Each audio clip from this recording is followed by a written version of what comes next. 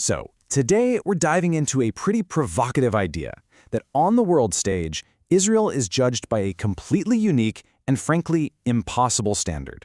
We're going to walk through the historical claims, the key examples, and the specific framework used to build this case. All right, let's get right to the heart of it. This quote really sets the stage for everything we're about to cover. The core idea is that Israel is put through a special kind of moral test that no one else has to face. To really get a grip on this argument, we've got to go back in time. We're talking about the early 20th century, right after the Ottoman Empire fell apart. How the map of the modern Middle East was drawn is apparently central to this whole story. So, get this. The argument starts with the fact that before 1916, there were no independent Arab states as we know them today. The idea being that countries like Syria, Iraq, and Jordan weren't born from the ground up. Nope, they were literally drawn on a map by colonial powers, Britain and France, with a ruler and a compass. And this is where it gets really interesting. The claim is that these huge territories, which became entire countries, were basically just colonial handouts. And they were given to a single family, the Hashemites, who, it's argued, didn't even have historical roots in those places.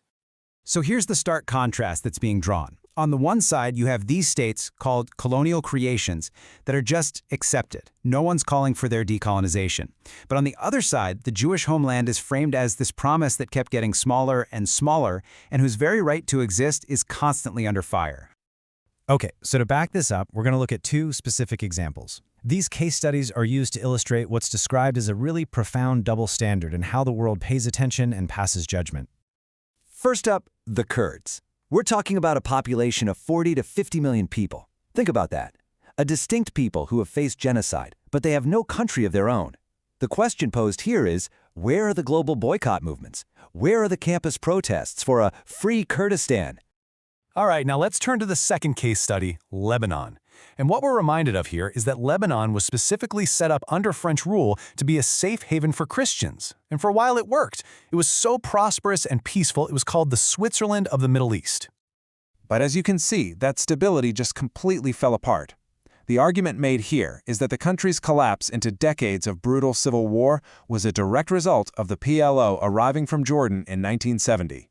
The claim is they totally destabilized the nation and just shattered its unique Christian-led society. Okay, so now the focus shifts a bit. We're going to look at claims about how Palestinians were treated, but not by Israel. This part of the argument is all about their treatment by other Arab nations in the region. So after the 1948 war, you had Jordan annexing the West Bank and Egypt occupying Gaza. But here's the kicker that's pointed out. Neither of those Arab nations made any move to create a Palestinian state there. And there were 0 UN resolutions condemning them for it.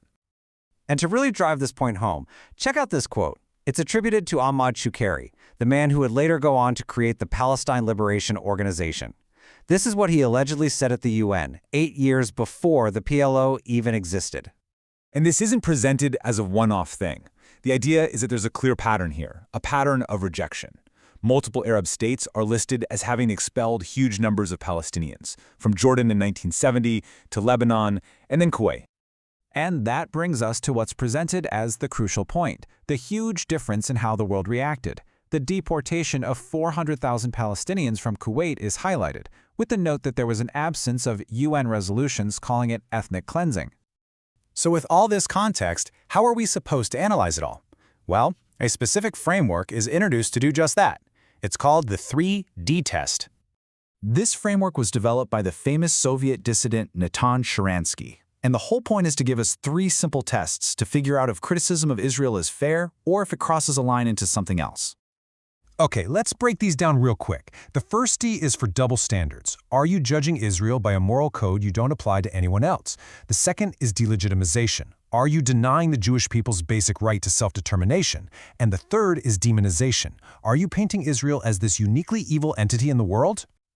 So, what's an example of this demonization? Well, the narrative that Israel is a settler colonial project gets called out specifically. The argument is that this label is a fiction, designed to paint Jewish people as foreign invaders with no real connection to the land. And to counter that narrative, this is the data that's presented. It's pretty striking. It shows that a majority of Israeli Jews, 60%, are Mizrahi.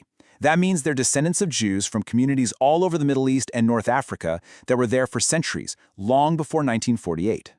And so this all builds to one final, really provocative question. What would actually happen if the world just dropped the alleged double standards? What if everyone applied the exact same moral lens to every single country, every single people? We're left to think about what the answer to that might be.